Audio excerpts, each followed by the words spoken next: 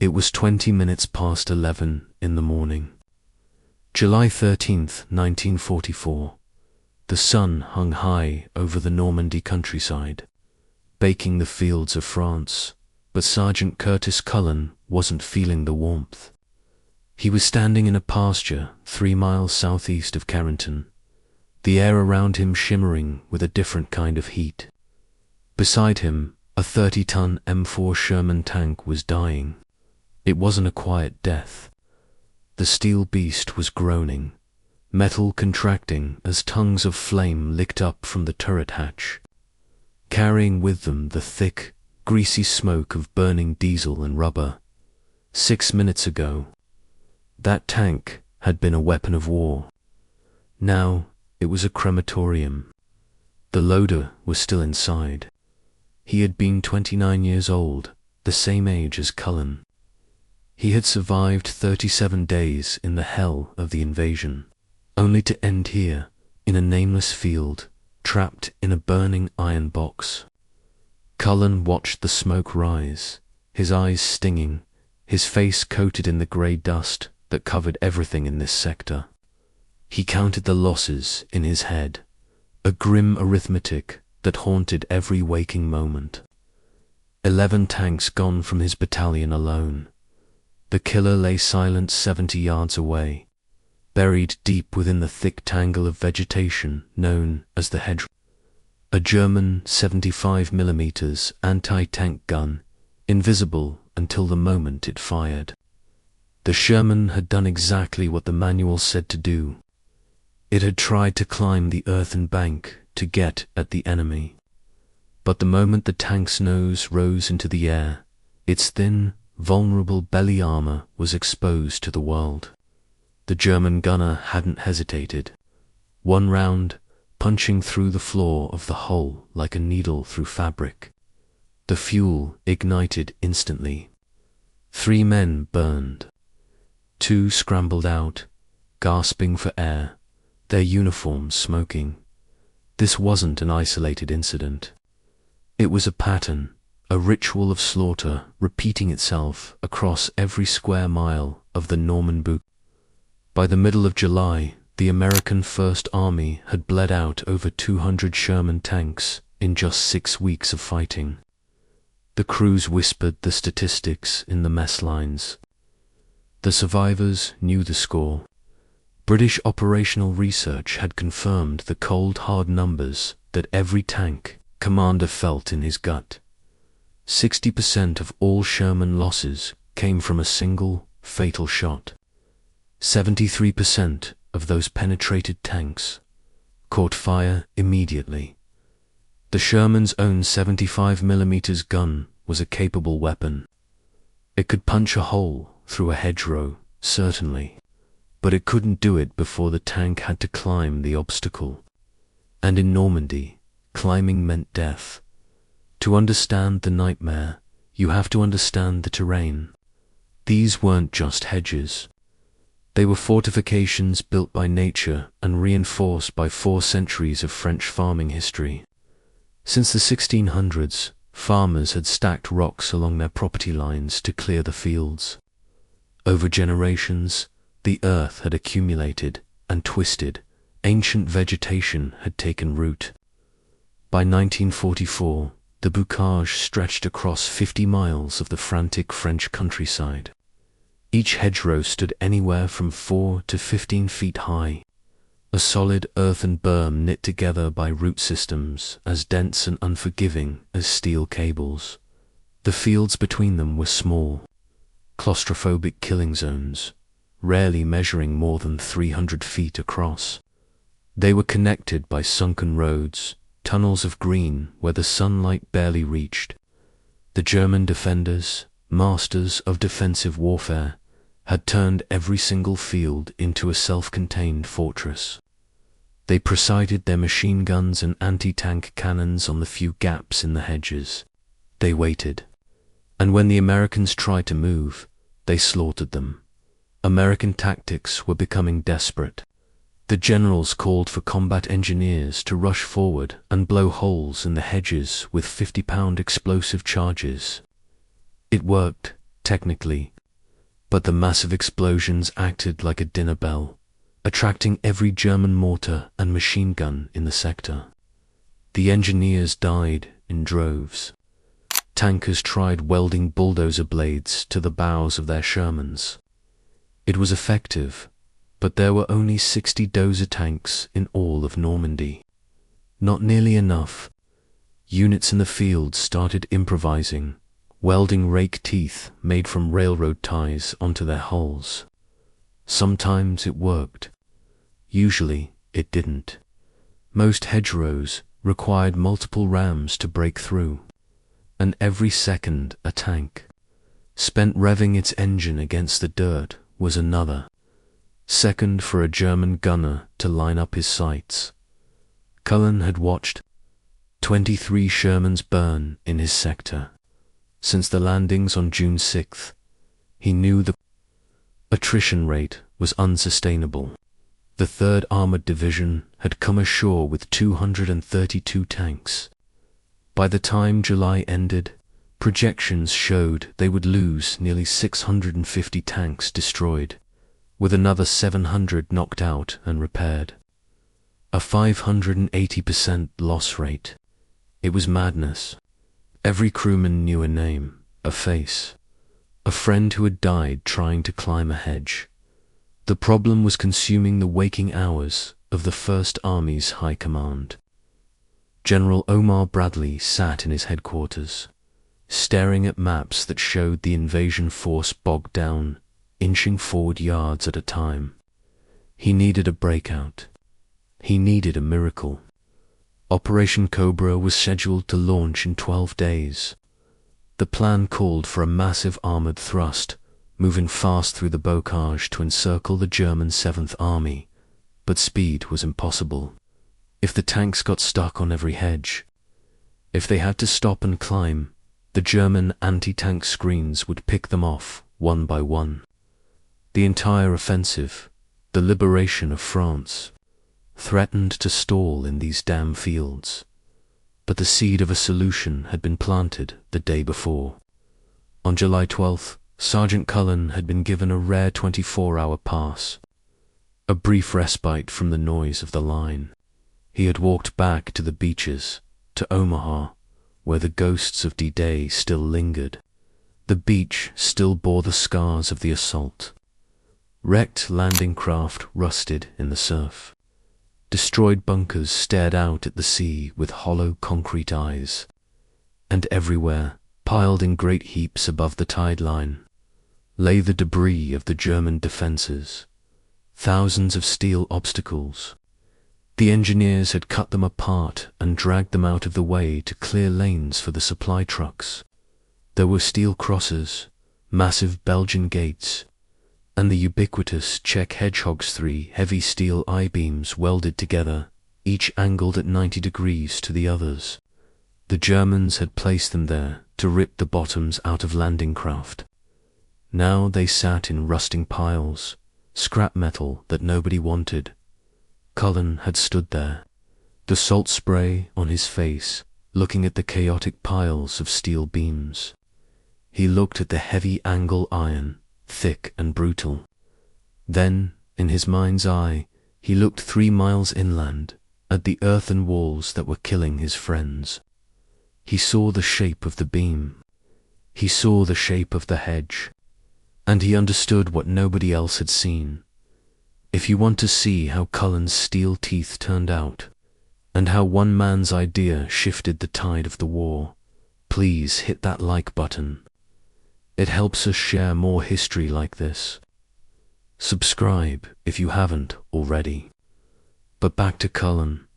He returned to his unit on July 13th, his mind racing. He didn't ask for permission. He didn't file a report. He found a welding torch. He found a demolished Czech hedgehog, and he went to work. The night of July 13th was dark, the moon obscured by drifting clouds. In a makeshift maintenance depot, sparks cascaded into the dirt as Cullen cut for heavy prongs from the German steel. By 0300 hours on July 14th, Bastille Day. Though nobody was celebrating, he was kneeling in the mud in front of his Sherman. The smell of ozone and melting steel hung heavy in the damp air. He welded the prongs onto the bow of the tank, spacing them out, angling them down. It was a configuration nobody had tried before. It looked prehistoric, like the tusks of a mammoth jutting from the iron beast. By dawn, word had spread. By noon, Cullen knew he would either be court-martialed for destroying government property, or he was about to change the way tanks fought in Europe. The difference depended entirely on whether his pitchfork idea actually worked, or if the welds would snap and the tank would belly up just like all the others. The stakes could not have been higher. At 0700 hours on July 14th, a convoy of jeeps pulled into a test field near St. Lo. The brass had arrived. Lieutenant General Omar Bradley, the commander of the First Army, stepped out, his face grim. Beside him was Major General Leonard Jarrow and a phalanx of skeptical staff officers. They gathered around the modified Sherman dot. The tank looked wrong. 4 jagged steel prongs jutted from the front plate at 45-degree angles. Each prong was 3 feet long, salvaged from the very obstacles meant to stop the invasion on the beaches. The welds looked crude, bubbled, and rough in the morning light. The concept looked insane. Bradley crossed his arms. 30,000 men depended on his ability to break the stalemate before. Operation Cobra launched on July 25th. Every previous gadget had failed.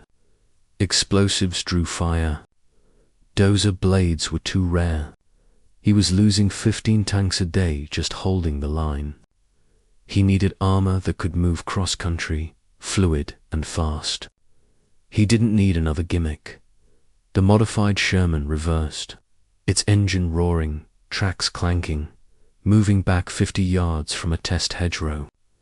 This wasn't a small berm. It stood 12 feet high, a wall of earth and stone with roots 6 feet deep. Standard book.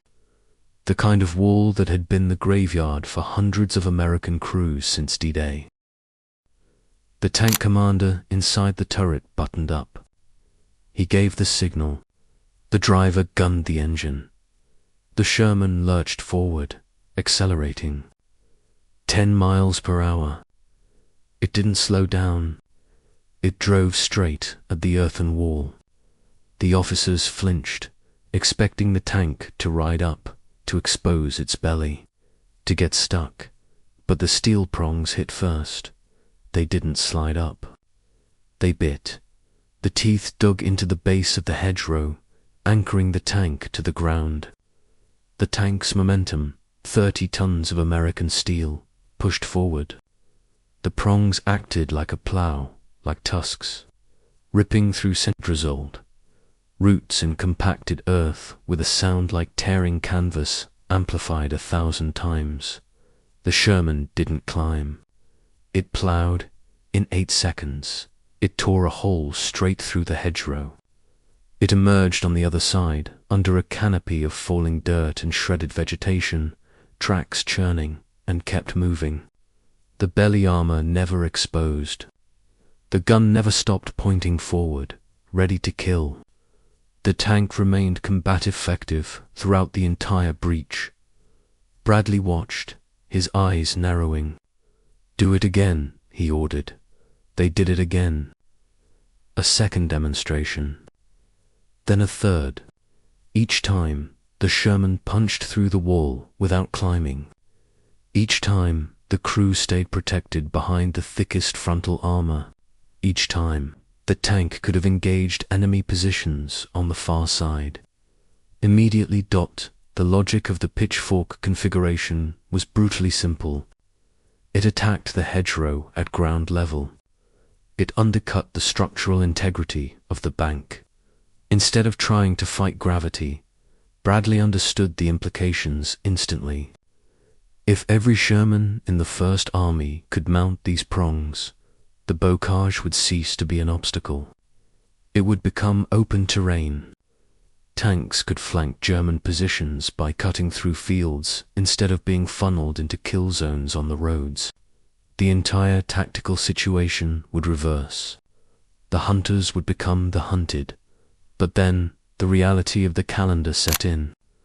Operation Cobra launched in 11 days. The First Army fielded over 1,200 medium tanks. Building devices for all of them seemed like a logistical impossibility. Bradley turned to Lieutenant Colonel Hugh Medeiros, the First Army's ordnance officer. The general's voice was quiet, but it carried the weight of the entire invasion force. The order was simple. Every ordnance unit in the army would drop everything else. They would work around the clock. They would produce hedgerow cutters. The steel would come from the German beach obstacles. The design would follow Cullen's prototype, and every cutter needed to be installed before July 25th. 10,000 Medeiros saluted, his face impassive, but his mind was already reeling with the math. He calculated the numbers during the frantic drive back to his headquarters. 500 devices. That was the minimum to equip 60% of the First Army's Shermans. The bare essential force needed for the breakthrough. 500. In 11 days, there were no blueprints, no technical drawings, no standardized parts, no assembly line, no existing supply chain, just piles of scrap metal rusting on Omaha Beach, and every portable welding torch he could scrounge in Normandy. The production order went out like a shockwave, reaching ordnance workshops across the beachhead by 1400 hours that same day. July 14th, engineers at each workshop received the same frantic instructions: find German beach obstacles, cut them into prongs, weld them onto Sherman bows in sets of 4 or 5, make them strong enough to punch through root systems that have been growing since the Renaissance, and make 500 of them before the offensive starts. The 111th Ordnance Battalion began cutting Czech hedgehogs that very afternoon. The men quickly discovered that the German steel was harder than expected. It fought the cutting torches. Each hedgehog yielded enough material for only 2 cutter sets. The welds required precision. If they were too cold, the prongs would snap under the violent stress of combat. If they were too hot, they would warp the tank's armor. And still, nobody really knew if the design would actually work in sustained field operations under enemy fire by midnight on July 14th. 12 cutters had been fabricated. Just 12. By dawn on July 15th, 38 more were ready for installation. The race had started, but the math was terrifying. 500 devices in 11 days meant completing 1 cutter every 30 minutes. 24 hours a day, with no breaks, no sleep, and no failures. And the enemy was not sitting idle. The German 7th Army was preparing counterattacks. They were watching. They could destroy the entire production effort before a single Rhino tank rolled into combat by July 17th. The ordnance workshops had completed 114 hedgerow cutters. It had been 3 days of non-stop production. Crews were working 18-hour shifts, their eyes gritty with lack of sleep, their skins stained with soot. Welders burned through electrodes faster than the supply trucks could deliver them from the beach. The portable forges ran constantly, glowing like angry red eyes in the night. The Czech hedgehogs scattered across Omaha Beach were disappearing, cannibalized into Sherman modifications at a rate of 40 obstacles per day. The installation process was brutal. It took 90 minutes per tank. Engineers had to position each Sherman over a wooden framework to access the lower bow plate. 4 or 5 prongs had to be aligned at precise angles, then welded directly to the hull armor. The welds had to penetrate deep enough for structural integrity, but not so deep that they compromised the armor plate that protected the driver and co-driver. Each cutter assembly added 800 pounds to the Sherman's weight. The tank's suspension handled the load, but commanders worried about the mechanical strain during extended operations. Then came the field testing, and with it, the problems nobody had anticipated. The first 20 Rhino tanks, as the troops began to call them, deployed two forward positions near Perriers on July 18th Company. Commanders reported that while the cutters worked perfectly in demonstration conditions, combat was different. German anti-tank gunners were elite soldiers. They quickly learned to target the prongs themselves. A 75mm armor-piercing round could shear off a prong and send lethal shrapnel flying into the infantry walking beside the tank. 2. Shermans lost their cutters to direct hits before they even engaged a single hedgerow. Panic rippled through the engineering teams. They had to reinforce the welds. They added gusset plates. They increased the steel thickness on the new cutters. But every modification added time to the production schedule.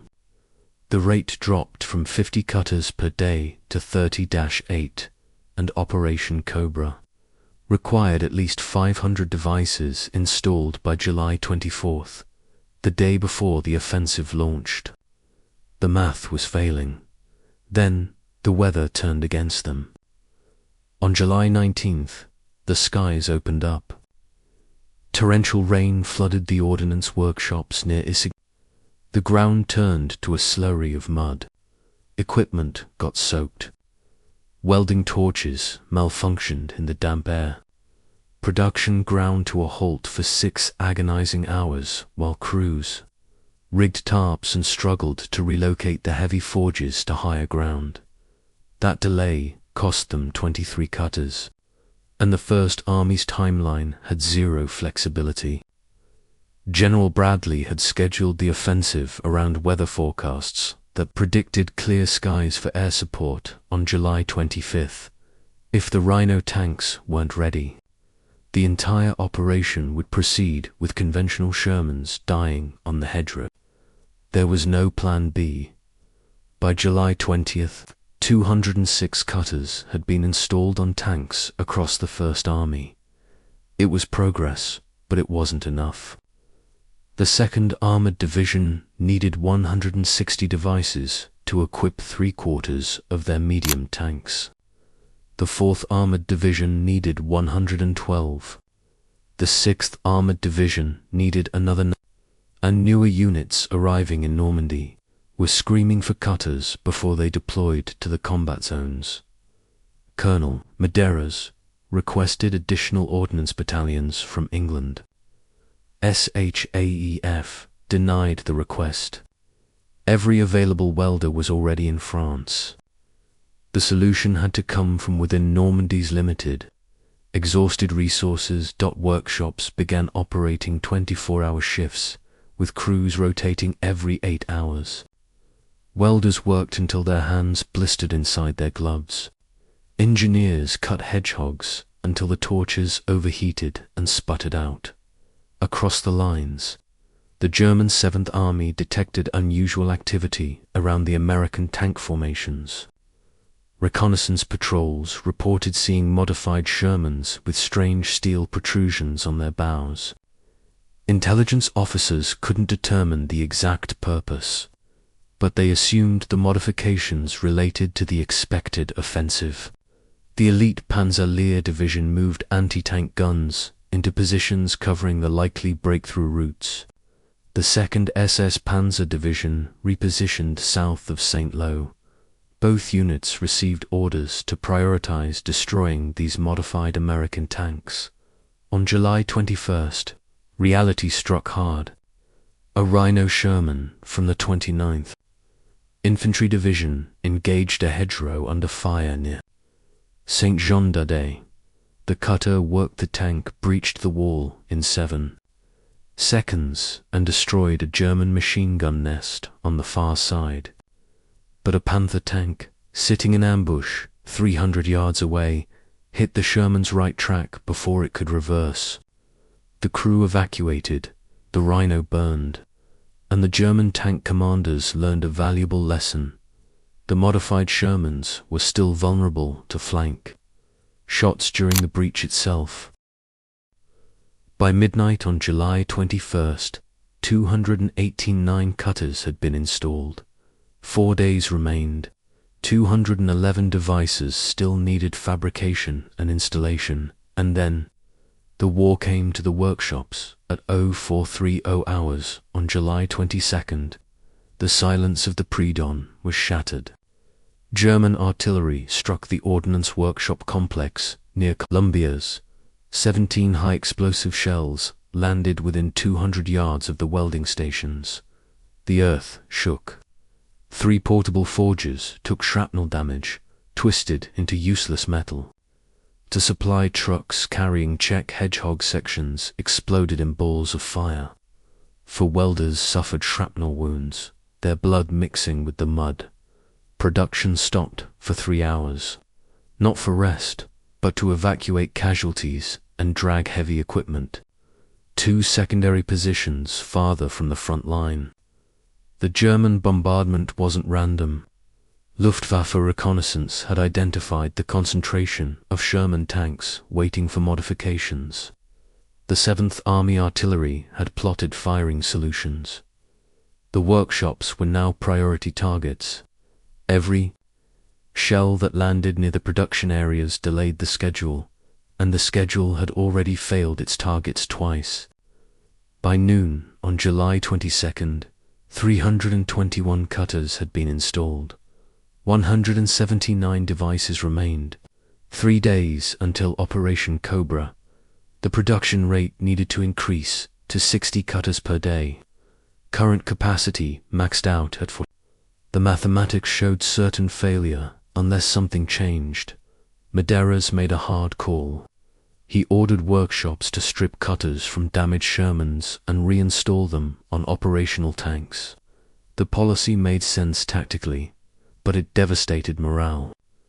Crews watched burnt-out Rhino tanks get dragged in, smelling of death, to be cannibalized for parts, while their own Shermans waited for modifications.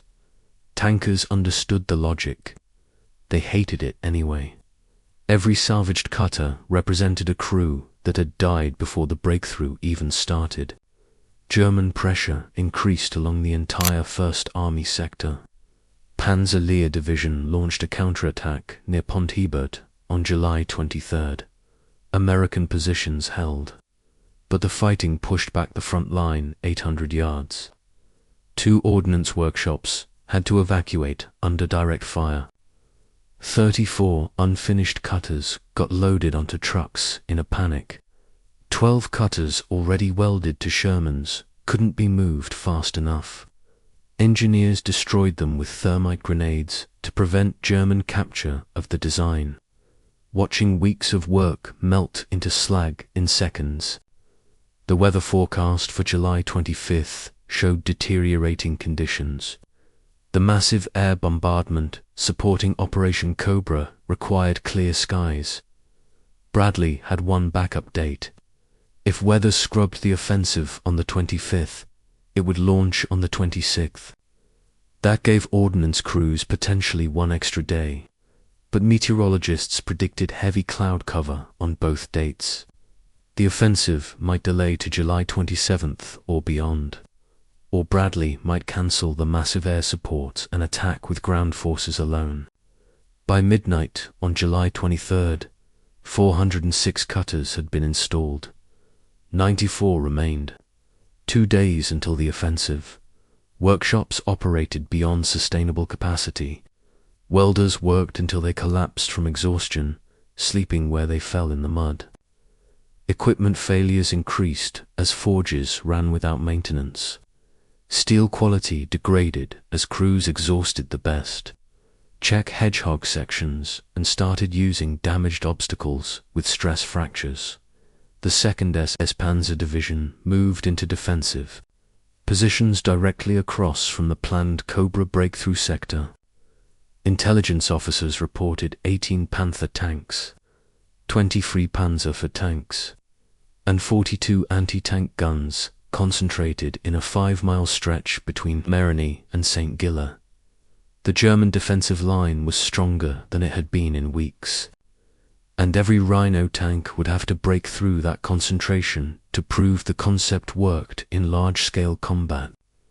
Tank crews from the 2nd Armored Division began receiving their modified Shermans on the evening of July 23rd. Company commanders conducted brief, frantic training sessions in the rear areas. Drivers practiced approaching hedgerows at the correct angle and speed.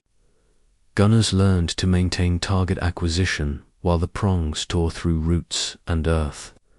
Crews discovered that the violent shaking during the breach made firing accurately almost impossible for the first 3 seconds after breaking through. Nobody knew if the devices would hold up under sustained combat. Nobody knew if German anti-tank gunners had developed effective countermeasures.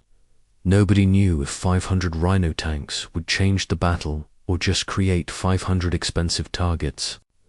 But at 0600 on July 24th, the word came down from headquarters. Weather forecasters confirmed a window of opportunity. Operation Cobra would launch on July 25th. 406 Rhino tanks would have to be enough. The dawn of July 25th, 1944, broke with a deceptive calm. The air was heavy, humid. Thousands of men checked their weapons. In the assembly areas, engines coughed to life. Blue smoke drifting through the trees. At 0940 hours, the sky began to hum. It was a low vibration at first, felt in the chest more than heard. Then it grew to a roar that drowned out thought. 1,500 B-17 and B-24 bombers appeared overhead, a swarm of aluminum blocking out the sun. They opened their bay doors. 3,300 tons of explosives began to fall on a rectangular corridor northwest of St. Lo, it was the largest carpet bombing in military history. The earth erupted. Smoke and dust obscured the entire breakthrough sector, turning day into twilight. German defensive positions across 12 square kilometers were simply obliterated. And at 10:30, as the dust began to settle, 7 infantry divisions, supported by armored battalions, began the ground assault. Operation Cobra had begun. The Rhino tanks went in with the second wave at 11:15 Company A of the 2nd Armored Division led the charge, pushing south from Marigny. 18 modified Shermans revved their engines, staring down the first obstacle. The hedgerow stood 14 feet high, a green wall that had stopped the American army for 6 weeks. The lead Rhino hit the gas. 12 miles per hour. The driver braced himself. The crew held their breath. The steel prongs hit the earth. The tank shuddered violently. Roots snapped with the sound of gunshots. Dirt flew over the turret, but the tank didn't stop. It plowed through in 6 seconds, emerging on the other side in a shower of debris. The gunner traversed the turret instantly. German anti-tank crews on the other side had prepared for conventional tactics.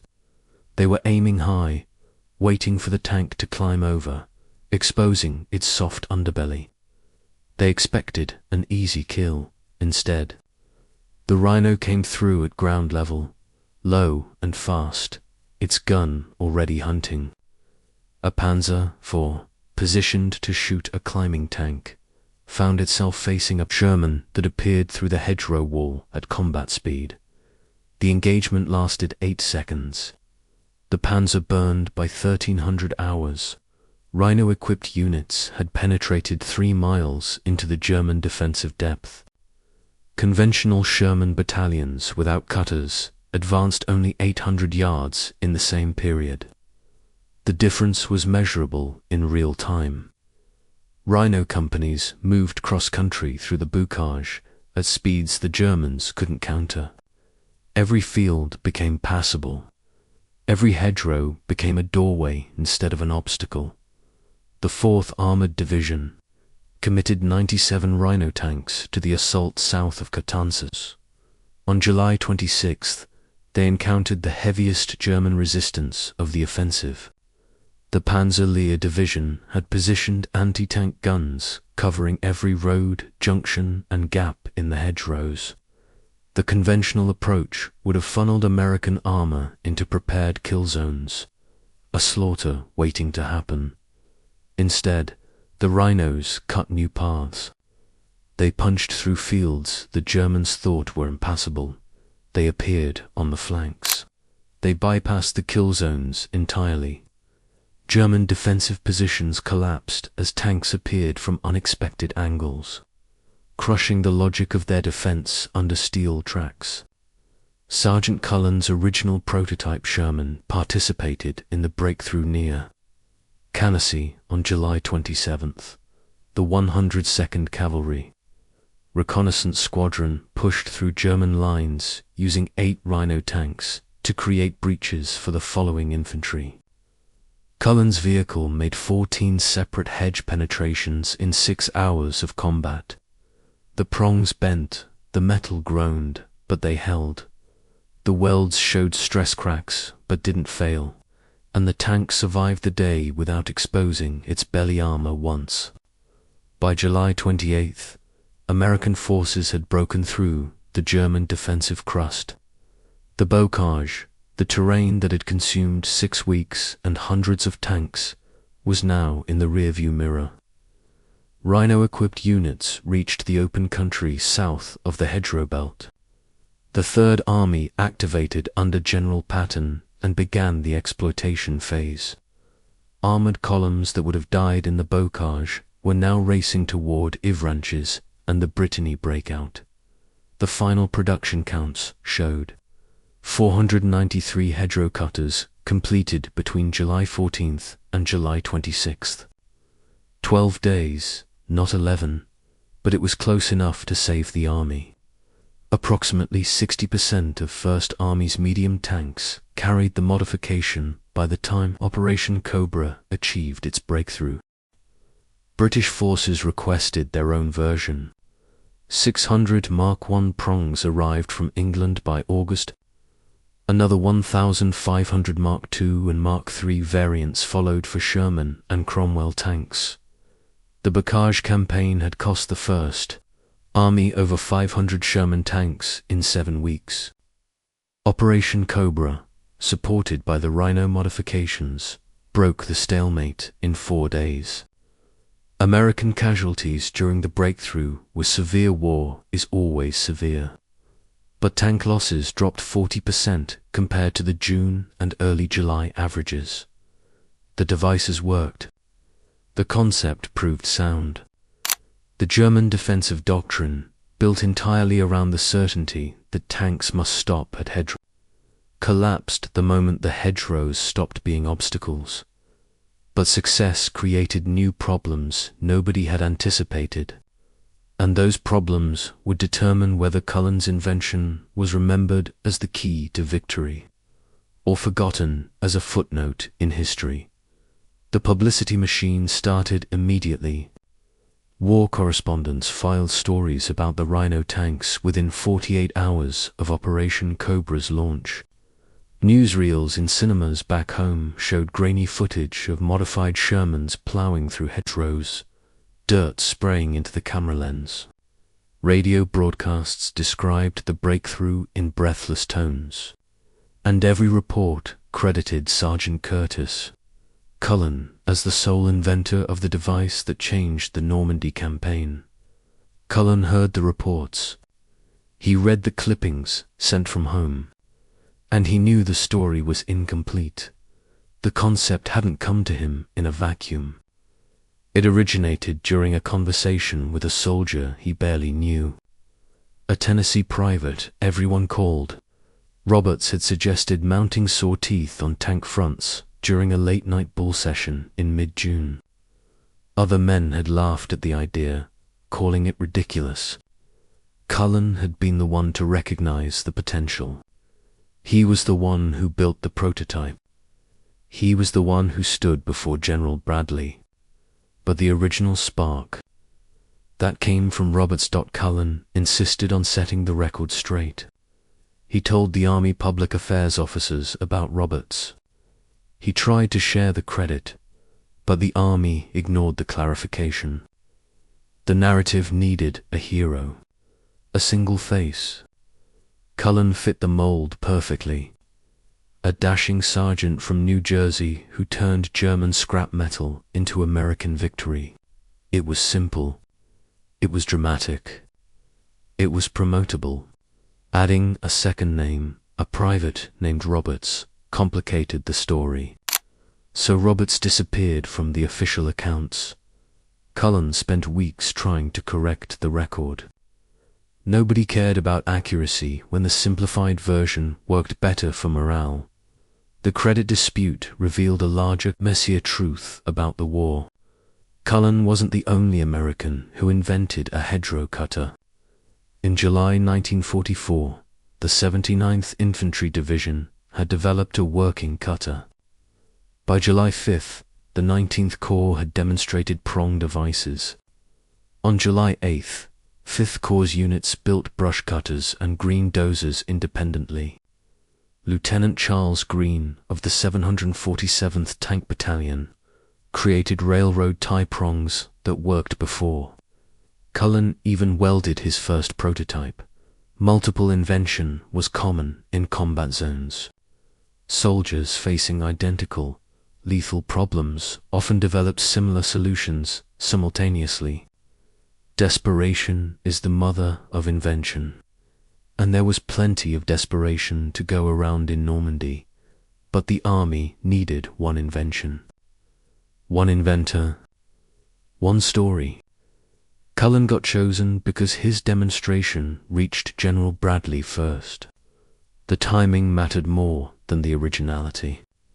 Dozens of other sergeants and lieutenants watched their innovations get credited to someone else.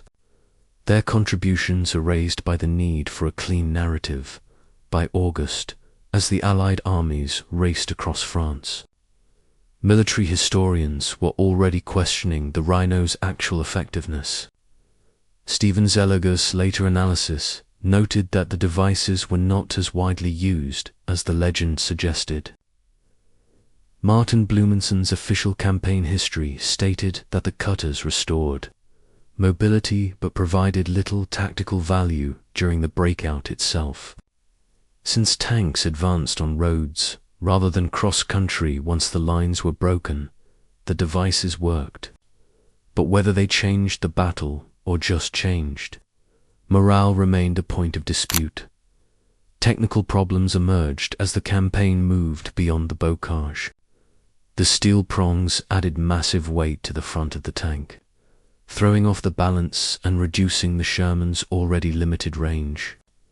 They snagged on debris in urban combat, tearing up cobblestones and getting stuck on ruins. They made fording rivers dangerous by disrupting the water flow around the hull, and once American forces reached the open terrain in early August, the cutters became obsolete equipment. Crews couldn't remove them without cutting torches, which were always in short supply. The 2nd Armored Division removed most Rhino modifications by the 4th Armored Division kept theirs through September, but combat reports showed minimal hedgerow engagements after Cobra. British prong production continued in England through autumn, but most devices arrived after Allied units had advanced far beyond the Bocage country. 1,500 cutters got manufactured for terrain that no longer constrained operations. Cullen received the Legion of Merit in September for exceptional service. The citation mentioned the hedgerow cutter but didn't detail its impact. He never received a promotion. Roberts never received official recognition. The other inventors from other divisions were forgotten entirely, and by October, the First Army bogged down in the Hurtgen forest. They faced different obstacles: dense woods, steep ravines, and pillboxes. The Rhino tanks, designed for earthen walls, were useless there. They had become a footnote to a campaign that had already moved on. On November 23, 1944, the war finally caught up with Sergeant Cullen. During operations in the Hurtgen forest, he stepped on a landmine. The explosion was deafening. It severed his right leg below the knee. He survived. He was evacuated to England for treatment, then returned to the United States in early 1945. The war continued without him. The invention that saved hundreds of tanks in July became a historical curiosity. By the time Germany surrendered in May, Curtis Cullen returned to civilian life in 1945. He married Bernice Inright that year. They settled in New York City, far from the fields of France. He worked as a salesman for Schenley Industries. He walked with a prosthetic leg, a constant reminder of the price he had paid. He rarely discussed the war. When people asked about the famous hedgerow cutter, the invention that made him a hero, he always mentioned Roberts first. The correction never made it into the history books. The Rhino tanks themselves disappeared quickly after the war. Most devices got cut off Sherman hulls during post-combat refurbishment. The steel went to scrapyards, melted down to build the cars and buildings of the post-war boom. A few modified tanks survived in museums, but the prongs were often missing or replaced with replicas. The actual battlefield artifacts from July 1944 mostly vanished. What remained was the story, not the hardware. Military analysis of the Normandy campaign treated the Rhino as a minor innovation. The official US Army histories mentioned it briefly. British accounts gave more credit to aerial bombardment and artillery support for the breakthrough. Soviet military doctrine ignored it entirely, focusing instead on mass tank formations in open terrain. The device that correspondents called revolutionary in July became a marginal detail by peacetime, but the legend grew independently of the facts. Eisenhower mentioned Cullen by name in a 1961 address to the American Society of Mechanical Engineers. He described the morale boost when troops learned the hedgerow problem had been solved. Bradley included the Rhino demonstration in his memoir, A Soldier's Story, published in 1951. Walter Cronkite interviewed Eisenhower about it. During the 20th anniversary of D-Day in 1964, the disconnect between historical analysis and popular memory became permanent. Scholars noted the limited tactical impact. Veterans remembered the psychological effect. Tank crews who fought in Normandy swore the Rhinos saved their lives. Historians examining casualty statistics found the correlation weak. Both perspectives were accurate. The device worked, but its importance depended on what question you asked. Cullen died on November 20th, 1963, in Greenwich Village, Manhattan. He was 48 years old. The obituaries mentioned his war service. Some newspapers recalled the hedgerow cutter, but most readers had forgotten the context. Normandy was 19 years past. Korea had happened. Vietnam was escalating, and a sergeant who welded steel prongs onto tanks seemed like ancient history. His hometown of Cranford, New Jersey, installed a memorial plaque on a boulder outside the municipal building sometime in the 1980s. It credited Cullen with the invention that helped break the Bocage stalemate. Roberts wasn't mentioned. The other inventors from other divisions weren't acknowledged. The simplified story had won. Modern military historians still debate the Rhino's actual contribution to Operation Cobra's success. Max Hastings credited it with restoring Allied battlefield maneuverability. Chester Wilmot called it essential to the breakthrough. Stephen Zalagar argued its effectiveness was exaggerated. Martin Blumenson noted tanks advanced on roads during Cobra, not through fields. The evidence supports multiple interpretations, depending on which metric matters most. But what nobody disputes is the production achievement. 493 functional devices, built in 12 days using scrap metal and field expedient methods. No factory support, no technical specifications, no supply chain, just welders and steel and the crushing pressure of an approaching offensive. That part of the story remains verifiable regardless of tactical debates. The museums that display Rhino tanks today use replicas. The original prongs cut from German beach obstacles are gone. The welds Cullen made at 0300 on July 14th don't exist anymore. The Sherman he modified probably got scrapped in 1946. Physical evidence of the invention has largely disappeared. What survives is memory. And memory has proven both more durable and less reliable than steel.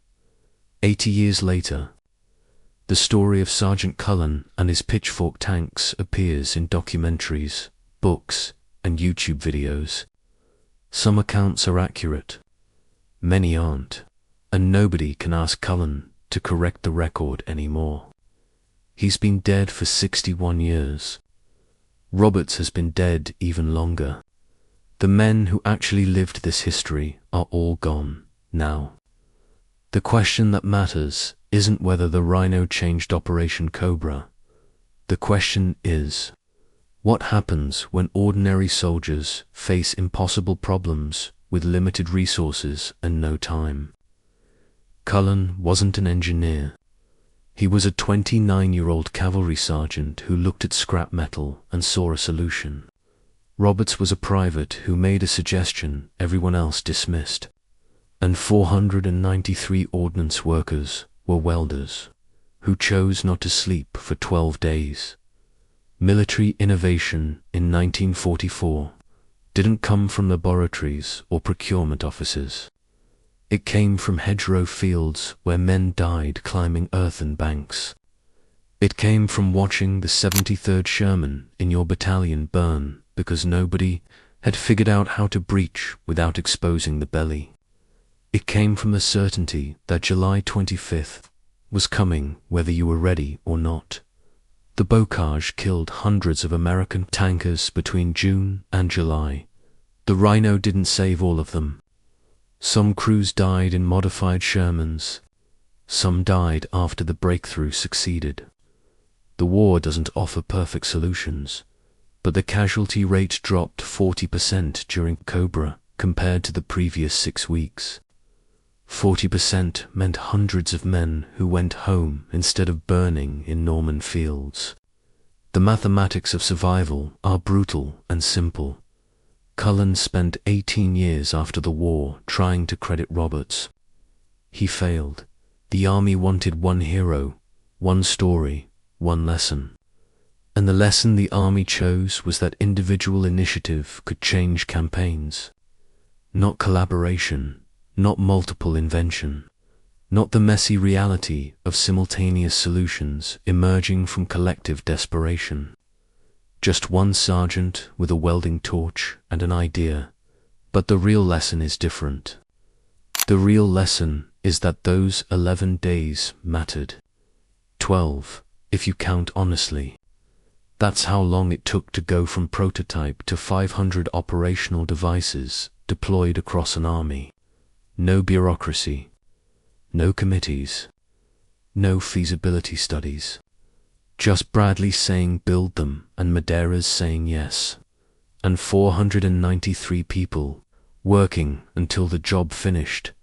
Modern militaries can't replicate that timeline. Modern procurement requires environmental impact statements and safety reviews and competitive bidding. Those safeguards exist for good reasons, but they guarantee that no future army will ever build 500 of anything in 12 days using scrap metal and expedient welds. That kind of desperate innovation belonged to a specific moment in history, and that moment is gone. What remains is the memory of men who solved an unsolvable problem because the alternative was watching more friends die. Cullen welding prongs at 0300 because the demonstration was at 0700. Madeiras ordering round the clock shifts because Operation Cobra didn't care about reasonable production schedules. Tank crews learning to breach hedgerows in 4 hours because the offensive launched the next morning. If this story moved you the way it moved us, do me a favor, hit that like button. Every single like tells YouTube to show this story to more people. Hit subscribe and turn on notifications. We're rescuing forgotten stories from dusty archives every single day. Stories about sergeants and welders who saved lives with scrap metal and determination. Real people, real heroism. Drop a comment right now and tell us where you're watching from. Are you watching from the United States, United Kingdom, Canada, Australia? Our community stretches across the entire world. You're not just a viewer. You're part of keeping these memories alive. Tell us your location. Tell us if someone in your family served. Just let us know you're here. Thank you for watching. And thank you for making sure Curtis Cullen doesn't disappear into silence. These men deserve to be remembered, and you're helping make that happen.